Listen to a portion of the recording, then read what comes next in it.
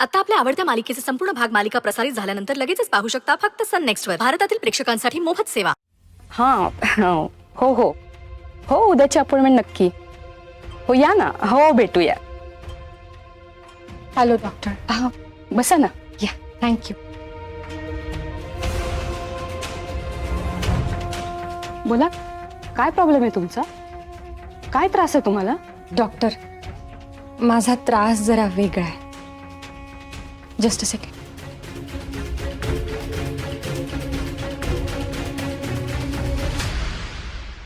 ही file check कराल please?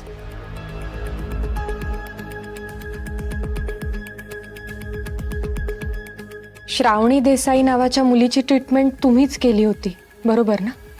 हो, प्रसिद्ध उद्योजिका यशोधरा सरनाईक. त्या तिला इथे अबॉर्शन करायला घेऊन आल्या होत्या, आठवतंय ना? हो येस, यशोधरा सरनाईक, आठवलं. Thank you doctor. ॲक्च्युली मुद्दा हा आहे की श्रावणीला हे माहितीच नव्हतं की तिचं अबॉर्शन होणार आहे. काय? हो, यशोधरा सरनाईक तिला खोटं बोलून इथे घेऊन आल्या होत्या. तिला अंधारात ठेवून तिचं अबॉर्शन केलं गेलंय. त्यांनी तुम्हाला तिच्याबद्दल काय सांगितलं मला माहिती नाही, पण तिचं अबॉर्शन तुम्हीच केलंय म्हणून मी तुमच्याकडे आले डॉक्टर. हो, त्यांनी मला काहीतरी वेगळंच सांगितलं होतं. म्हणजे मुलगी फार घाबरली आहे, तिच्याशी जास्ती बोलू नका असं म्हणाल्या. बरोबर आहे, सत्य तुम्हाला माहिती नव्हतंच, पण आत्ता तुम्हाला खरं काय ते कळलंय ना डॉक्टर. श्रावणी माझी बहीण आहे, मला तिला न्याय मिळवून द्यायचा आहे. यशोधरा सरनाईकांनी फक्त तिच्यावरच नाही, माझ्या संपूर्ण कुटुंबावर अन्याय केलाय.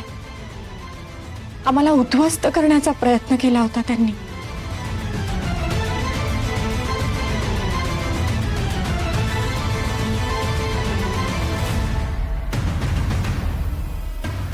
डॉक्टर, मला तुमची मदत हवी आहे.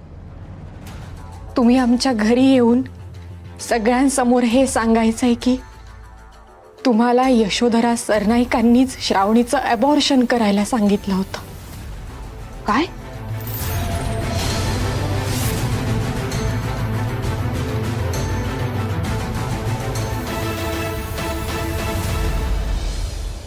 ही गोष्ट मला मॅडमना कळवलीच पाहिजे.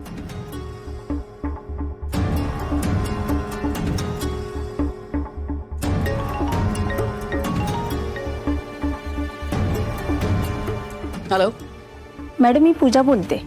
कोण पूजा? वात्सल्य नर्सिंग होम मधून. ओळखलं ना madam? Shravani Desai abortion case. Yes of course, but I think तुझं पेमेंट झालेलं आहे. Y you calling? हो मॅडम, पण त्यासाठी नाही. मला तुम्हाला ना काहीतरी वेगळंच सांगायचंय. काय? मॅडम, तुमची सून, म्हणजे तुम्ही ज्या पेशंटला घेऊन इथं आला होता ना, त्यांची बहीण इथं आली. वर आणि त्या श्रावणी देसाईच्या अबॉर्शन बद्दल डॉक्टरांशी बोलतायत की पेशंटला काहीच माहित नव्हतं आणि त्यांना फसवून अबॉर्शन केले. आणि त्या डॉक्टरांना कन्व्हिन्स करतायत की तुम्ही घरी येऊन सगळं खरं सांगा. डॉक्टर काय म्हणाले? ॲक्च्युली मला तिथं जास्त वेळ थांबता नाही आलं, नाहीतर डाऊट आला असता ना. मॅडम प्लीज, तुम्ही काहीतरी करा, नाहीतर माझी वाट लागेल. Don't worry, I manage. Okay, फक्त आणखीन काही इन्फॉर्मेशन असेल तर आम्हाला फोन करायचा. Do you understand? Okay.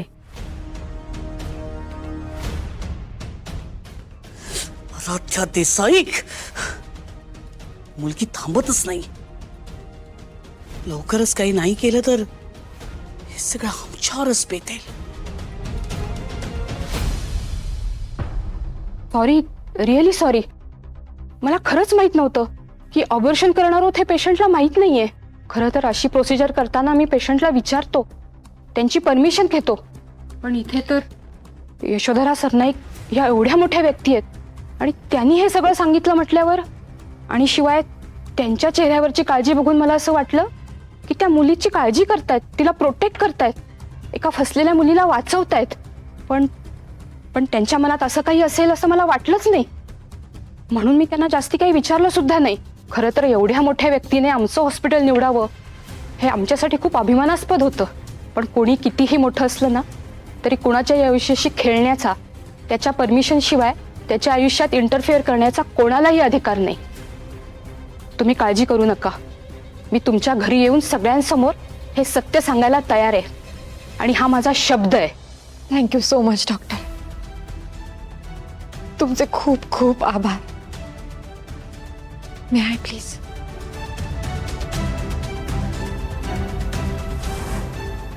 He file तुमचा खरा चेहरा जगासमोर आणे. यशोधरा सरनाईक. डॉक्टर, तुम्ही संध्याकाळी याल ना? मी ॲड्रेस मेसेज करते. हो नक्की. थँक्यू पुन्हा एकदा.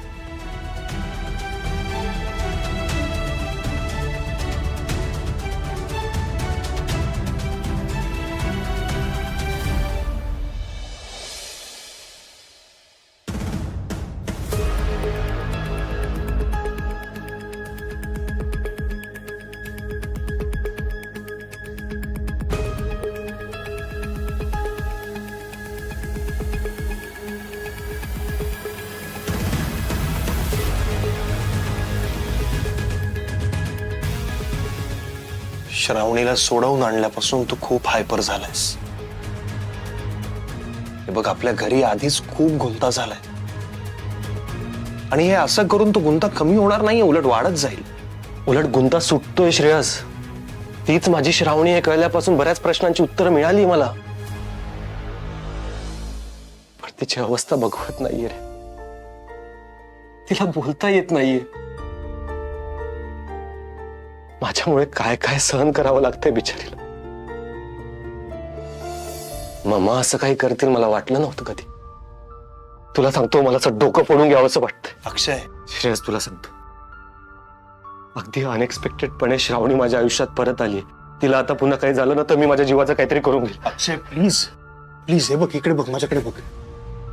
हे बघ, तू असा हायपर होत राहिलास ना तर तुलाच काहीतरी होईल अशी भीती वाटते मला. या सगळ्यात तूच माझ्या बरोबर आहेस. हे बघ, मला कळतंय श्रावणीची तुला काळजी वाटते. ती आता अचानक तुझ्या आयुष्यात परत आली आहे आणि ती बिचारी अशा अवस्थेत आहे की ती तुझ्या कुठल्याही प्रश्नांची उत्तरं देऊ शकत नाहीये, म्हणून तुझी जास्त तळमळ होते. कळतंय मला.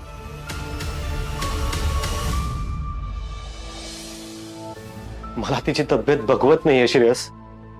तिला सगळं आठवेल ना.